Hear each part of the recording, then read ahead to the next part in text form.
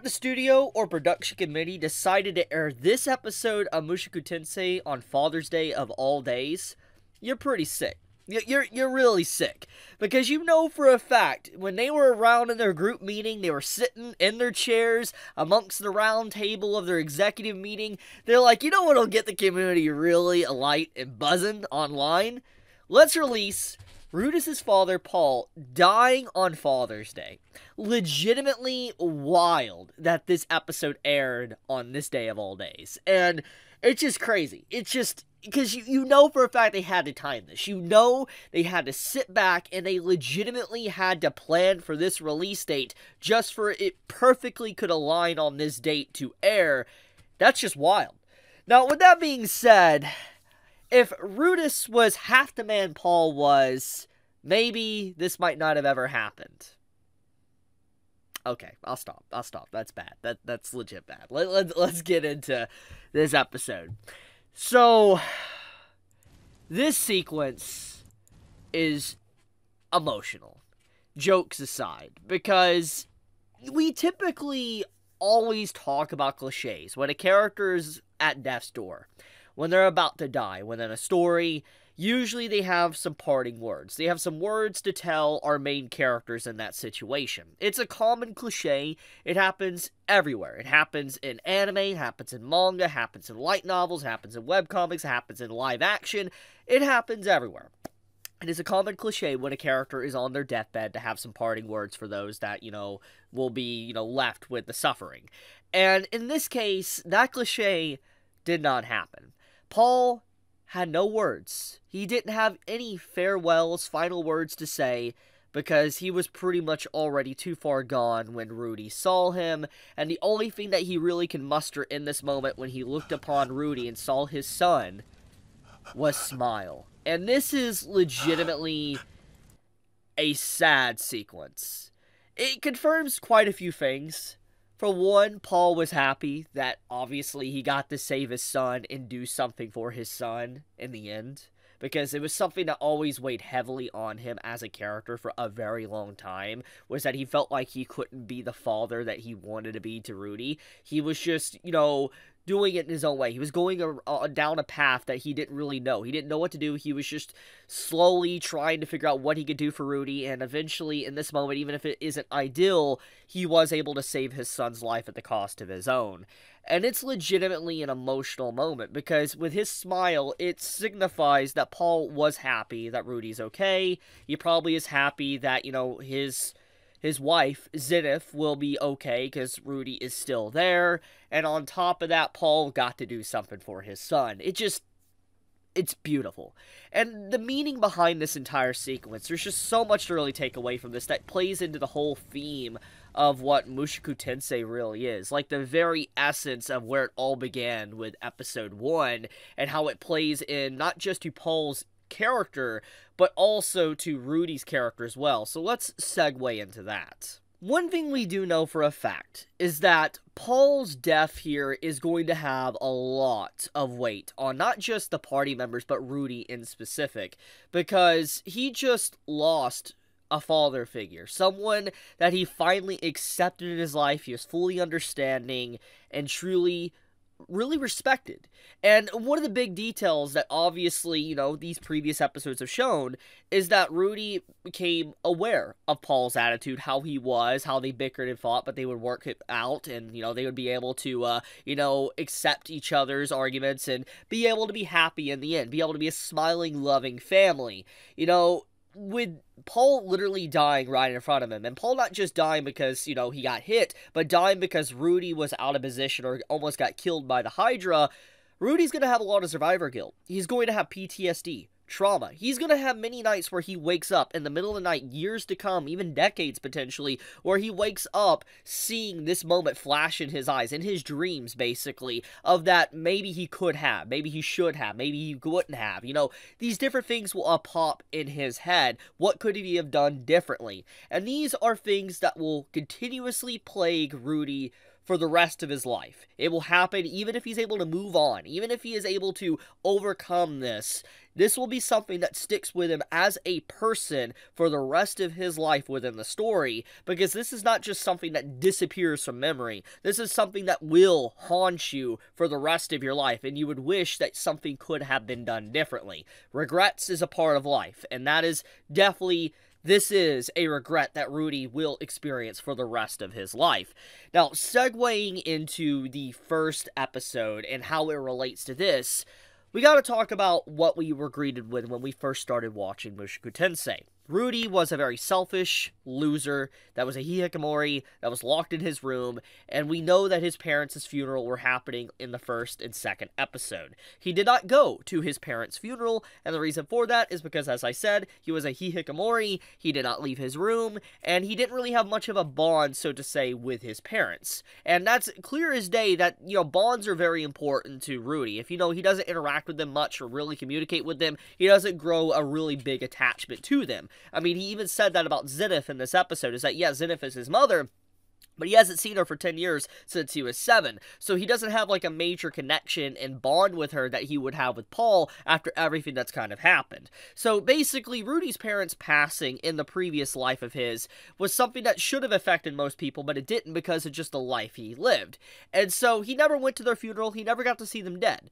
However, that's where this episode plays a huge part, is that Rudy got to see the funeral of Paul's death, got to see the conclusion of him, and this very sequence where we have this whole burning of, like, his body and all that, where he legitimately has, like, a Viking-like funeral. It's the first time that Rudy's obviously ever experienced something like this in his life, in this life and the previous. And, in these emotions he's currently feeling, it's not just survivor's guilt, but he's probably also feeling guilt about his parents and his previous life, because he never went to their funeral, he never got to see how they were, at the ceremony, and this is probably something also that has popped into his mind while he is sitting here cremating his own father. And it's emotional, because it's like, there's going to be so many emotions that swirl around in your head because of something like this. You're going to be thinking about everything, and so you can imagine the amount of guilt that has just been pressed on him is just indescribable. You can't even really begin to describe the amount of loss that he currently feels and regret.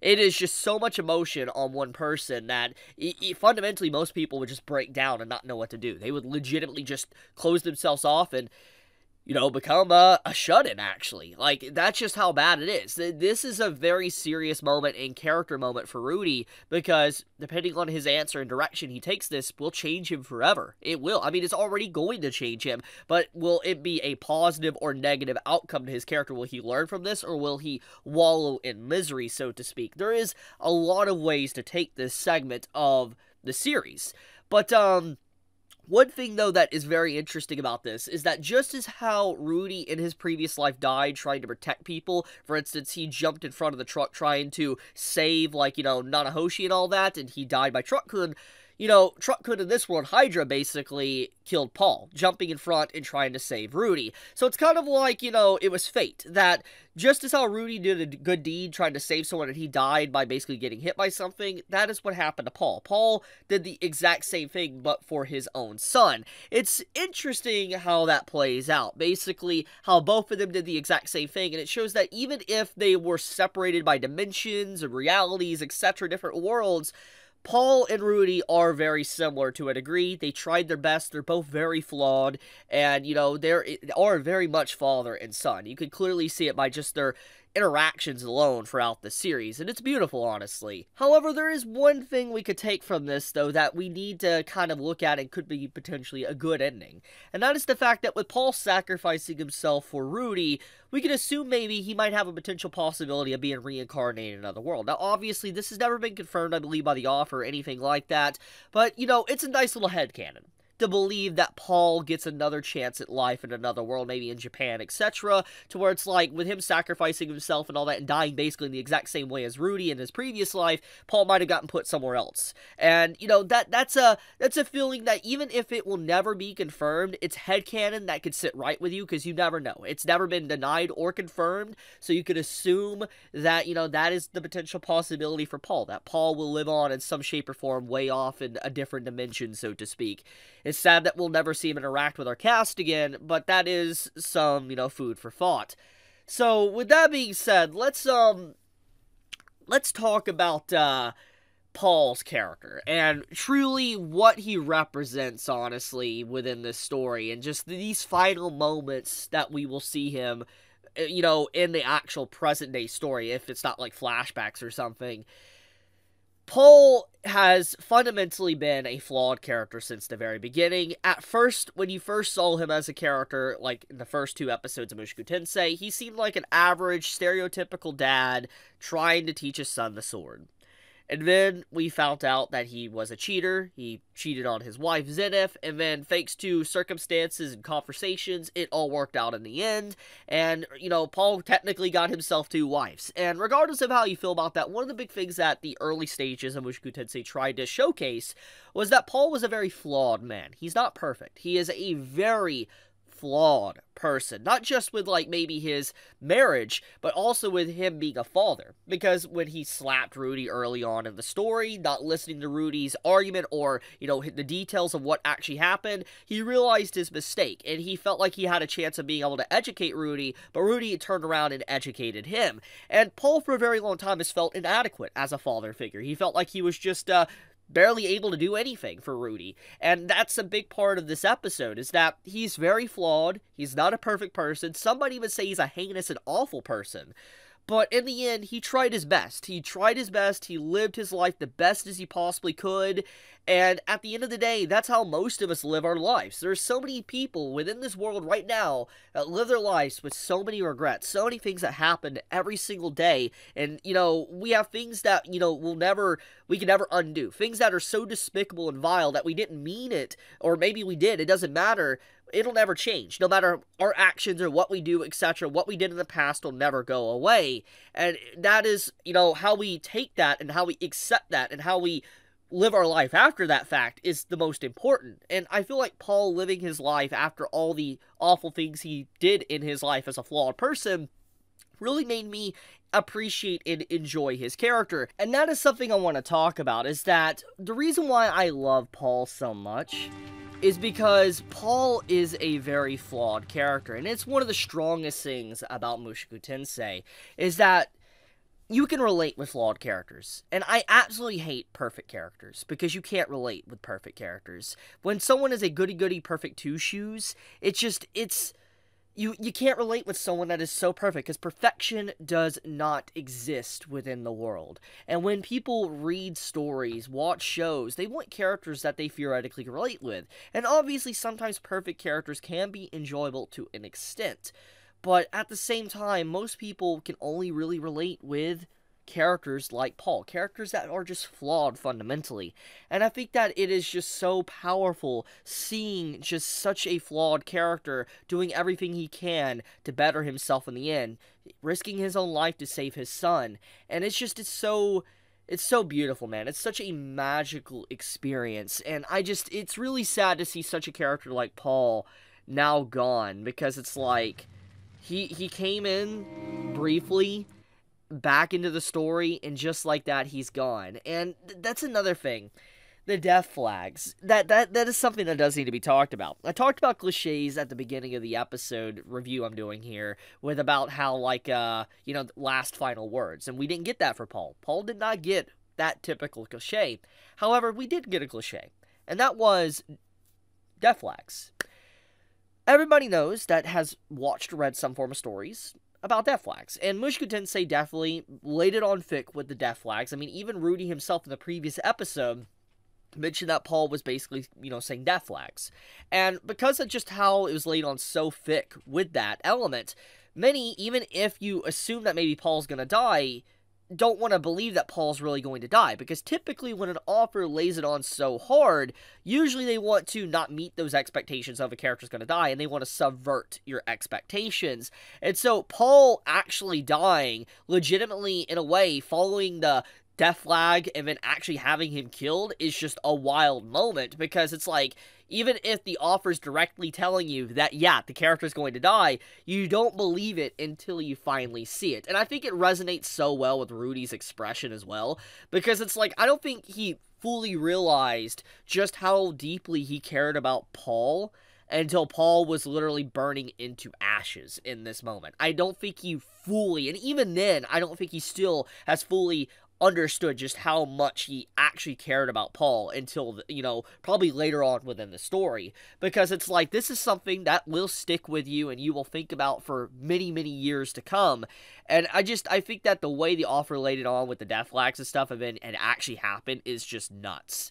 Now, with that being said, though, there is another detail that I want to talk about, and that is the aspect of the combat within this. I absolutely love just, like, the desperation here with the Hydra's breath, and then Rudy just shooting, like, you know, water and trying to literally stop this blazing hot inferno from the Hydra. It's a cool little move. It makes a lot of sense, and I think that what this entire fight showcases is just how dangerous this Hydra is, this mythological entity that is basically, with just one wrong move, you'll lose something. Rudy lost his hand, you know, Paul lost his lower half, you got the Gojo treatment.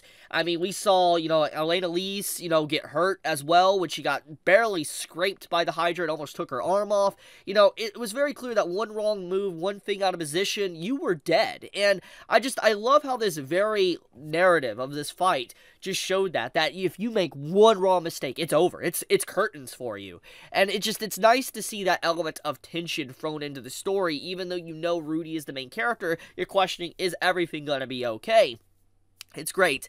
And I mean, they really cooked on this episode. This is probably hands down one of the single-handedly best episodes of Mushoku Tensei. The only thing I think that legitimately could have made this better, there is only one thing, and it's the only thing that would have made this better. And that is if the Hydra wasn't CGI in full-blown 2D artwork. I know and understand the limitations and all that of that. I understand restrictions, time constraints, and all that. And I mean, the CGI Hydra looks very good in this episode. I really don't have any complaints about it. But the only way I see that this episode could have been improved is if the Hydra was not CGI. Besides that, it is pretty much perfection. It is close to perfection as possible, and man, can't wait for next week.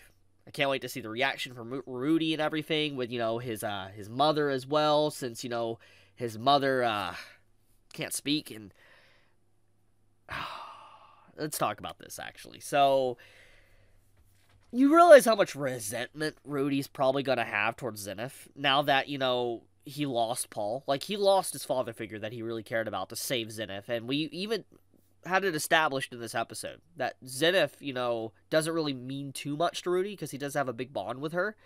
And Paul died trying to, you know, save Zenith as well. So with Rudy's anguish, his grief and everything, he might throw anger at Zenith, because why did we try to save someone that's pretty much almost a vegetable, that can't speak, etc. You know something like that's probably going to happen, or he's going to think it. Even if it's never said, he's going to think it. It's common human nature. It's going to happen. That's just how we are as humans. So it's just like, it makes you wonder what's going to happen next. But I guess I'll wrap it up there. Thank you so much for watching. I greatly appreciate all of you that watched today's video. If you enjoyed today's video, do leave me a like. It does help me out a lot. And let's hope that Rudy can be half the man that Paul was. I'll leave it at that. Chibi out.